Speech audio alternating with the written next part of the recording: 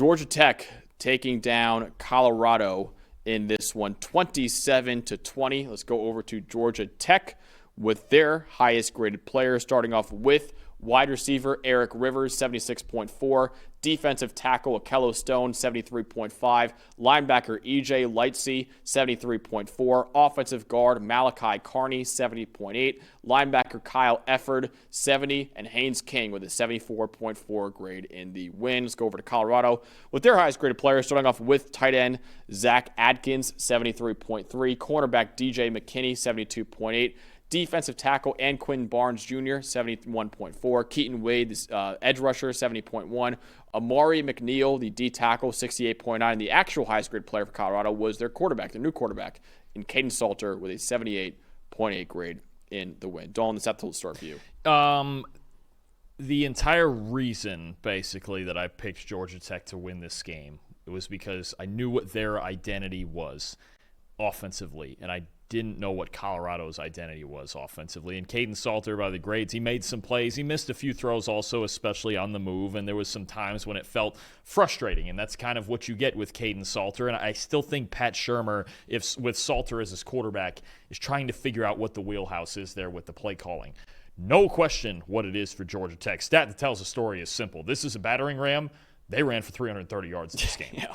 This is just Georgia Tech. This is just what they do in any environment. They're not afraid of anybody. Haynes King is the toughest guy in the field. You've got Jamal Haynes, and I was really impressed with the fact that, look, Malik Rutherford played, I think, 2 snaps in this game.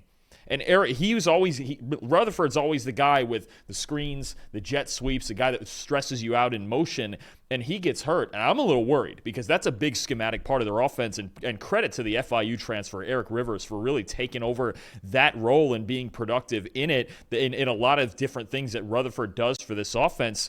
Georgia Tech, we say it all the time. We've said it for 2 years, you and I together already.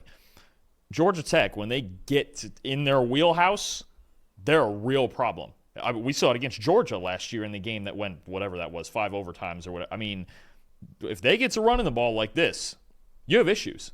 And I think the theme for me is, there's a couple stats here that stick out. Haynes King ran for 166 yards, okay? 3 touchdowns that whole bit. 145 before contact. Wow. Wasn't even getting touched. 6 explosive runs. I mean, the problem for Colorado to me wasn't so much about physicality. In run defense, they missed 3 tackles all night. You would think if a team ran for 330 yards, you can't tackle. It's not the tackling. They couldn't fit it up. And when I look at this Colorado defense, I thought the defensive line, you saw some top 5 guys there. They played okay. I thought the secondary was good. Haynes King, inconsistent, throwing the ball, especially downfield, especially in drop-back situations. Colorado needs to work on some, and this is, it's hard to execute and run defense against Georgia Tech. There's so many things coming at you. Clear split. That their new linebackers had a problem in this game. Okay, they lost Levante Bentley, they lost Nakai Hill-Green. The new guys that are in there transferred up both from the group of 5. And they struggled in this game. And this is a notoriously hard offense for linebackers to deal with. So, things to get better on. There was a lot of positive for Colorado in this game too. Yeah. Things they got to get better with. Little better play calling and execution on offense. Better in the run fits. But, it's going to be a theme when they have to play Utah, when they have to play Kansas State. Some of these teams in the Big 12 bring similar attacks at you. You got to be able to fit it up. There was too many times where they just kind of weren't in the right spots in run defense as opposed to a lack of physicality up front. I don't think they got blown away in the trenches in this game, but they didn't fit things up and execute the way they should have. That's the blueprint for Georgia Tech. That's how they got to 330 rushing yards, and that's how Haynes King took this game over. Great point from Ryan Nelson in the chat. He goes, an elite run game, travels week to week. That's true. We're seeing that a lot. We saw that a lot with several teams, home and road, especially on the road in week 1. There's at least 3 teams here that took their run game on the road and just absolutely dominated. Samiris in the chat with an interesting stat, too. I think this might have been Georgia Tech's first out-of-conference road win in 9 years, too. I think they said, too, it was their first game west of the Mississippi in, forever. They just don't – I forget what the exact year was, but it's been a while since they've even gone out west and played a game. And they and even behind, and you're going to talk about the early struggles, even behind, Georgia Tech was able to stick to their identity. That won in the game. Their identity last year was running the football and not turning the football over. They only had 10 turnovers all of last year. My side of the story is right here. Colorado, 7 points off 3 turnovers. Georgia Tech was characteristic in that fact that they were very good at running the football. They turned the ball over on their first 3 possessions, and Colorado only had 7 points to show for it. They had 2 3-and-outs after scoring a touchdown on the opening drive. Colorado did.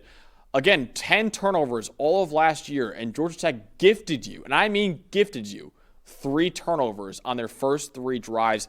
You have to take advantage of those turnovers and score at least 14 to 17 points. If you scored another touchdown, tie ball game, and we're going to overtime right now, right? So they did not take advantage of those 3 turnovers. I wasn't very impressed with Pat Shurmur's play calling after the first drive, especially in this game. And Kane Salter also missed some throws too, but just a really big missed opportunity for Colorado with 3 gimmies right there, 3 turnovers just handed to you to start the game, and you only score 7 points off those 3 turnovers. It's a massive missed opportunity for the Buffaloes there. I'll say this. I have not said this, I don't think, a single time in covering Colorado the last 2 years. They need to run the ball more. Michael Welsh looked really good. I liked Kalen Taylor a lot. I would give him carries on the ground, too. I know he was doing good work in the receiving game, but Caden Salter and the option game needs to be expanded, and I know they're figuring this out, and it's polar opposite of what they had with Shedeur Sanders. They need to run the ball more. They need to base this offense in the run game and then take shots after that. Yep. Go watch some Liberty tape is what I'm doing this week with this offense. Go see what Salter is comfortable with at Liberty. It's not the quit game. It's not East and West. It's not the same as Shedeur Sanders. If you're going to run your offense like that, put Julian Lewis in the game. Seriously, if you want to run Shedeur's offense, just start Julian Lewis. Run the football. These two, they didn't even have Dallin Hayden in this game. Yep. You might have 3 good running backs coming up here once he gets healthy, plus Caden Salter showed he's a dynamic running threat. Absolutely. Man, he always has been. That's not a question. I'm sitting there watching some of that Liberty tape and going, okay, what does this kid like to do, both running and passing? And we're expanding the hell out of this run game because their offensive line, I thought, looked pretty good. Colorado's a lot better than they've looked a lot of the last 2 years. If Caden Salter is going to be your quarterback, you got to lean into it. You got to really, really lean into it because there were times you can tell he's a problem. He's a darn good athlete. He's a problem to tackle. Lean into the run game. Lean into a new identity. If you're not going to do it, then Julian Lewis should be your quarterback. Yeah. If things aren't going to change that much. And I'm not saying it's because Salter played bad. He was the highest graded player. Yeah. But it's a philosophy on offense. I saw one team with an identity offensively and one team without one. The team with it won the game. And you could have taken away the identity from Georgia Tech if you scored on those 3 turnovers. And all of a sudden, you get them behind the 8 ball right there. And then, like I said, I think Colorado, not only for the score, but momentum-wise, it could have just completely flipped the game upside down. The first quarter, especially when you have things like that, because they're not going to do that often. Probably not again this fumbled, year. A fumbled handoff and a fumbled snap. Yeah, right? They're not. Georgia Tech's a team that doesn't have self-inflicted wounds in the book, right? First quarter is so important. Who scores first? And like we talk about with certain teams like Kansas State, for example. You get ahead 2 scores early on Georgia Tech, they get uncomfortable. But you didn't at 7-0, they're not uncomfortable. You didn't make them uncomfortable because they didn't fit. And look, a lot of missed opportunities. The missed opportunities early. The clock management late. This game at several moments was there for Colorado to be had. Just didn't execute. Good football game. I mean, these are two pretty good teams. I'm not going to sit here and tell you I'm worried about Colorado. Right? They got to execute better, no question. And Georgia Tech, once they got past those first 3 drives, they were the team that executed better in this game. A really fun football game, though. What was the most impressive part of this Georgia Tech victory for you? Oh, dude, it's Haynes King. Yeah. I don't know if we had an award for the toughest guy in college football, Haynes King is at least a finalist. Yeah. I mean, there's not many more players that straight up will their team to wins than Haynes King and what he does, especially on the ground. And the number of big hits he took in this game, and he just keeps coming at you. I mean, from front to back, Haynes King is as tough as they come. And you better know if he's healthy, because last year he dealt with the shoulder injury, had a hard time throwing late in the year. If he's 100% healthy, this is a bear of an offense to deal with. And in large part because he is just fearless out there. He will do anything it takes to win a football game. Absolutely. My most impressive part is the Georgia Tech secondary in this game. Colorado only had 0.024 EPA per pass. They did not have any games that bad in the first 2 years of the Deion Sanders era with Shedeur Sanders and Travis Hunter. Only one game that bad in 2022. They were 1-11 that year. So this is a really good performance from Georgia Tech secondary in this one. Their best EPA per pass number on defense since 2022 against North Carolina. Now, yes, Caden Salter's inaccuracy did play a part in this game, but their back seven for Georgia Tech was solid across the board. 76.2 coverage grade. That would have been their second best coverage grade all of last season.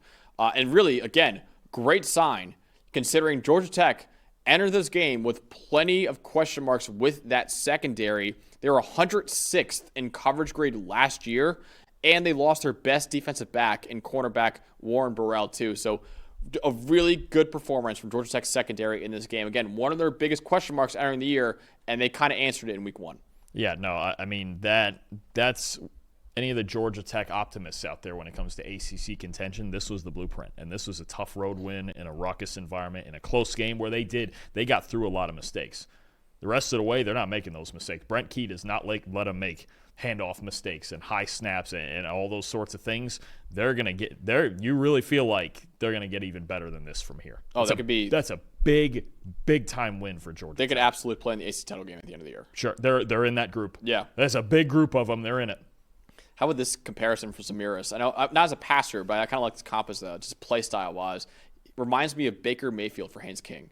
Just a gritty, tough player who just wills his teams to wins. I get passing wise it's not the same, but like just the toughness I think is what I say the same. Certain guys, the mentality. Certain guys bring it. I mean, he's a little quieter about it, but I think it's funny because the two of them played each other in the bowl game last year. Him and Diego Pavia. It's just like these two guys. They don't care if they're 50-point underdogs or whatever. They're just bringing it. They just bring it every week, every single week, and you have to appreciate a guy like that. Absolutely.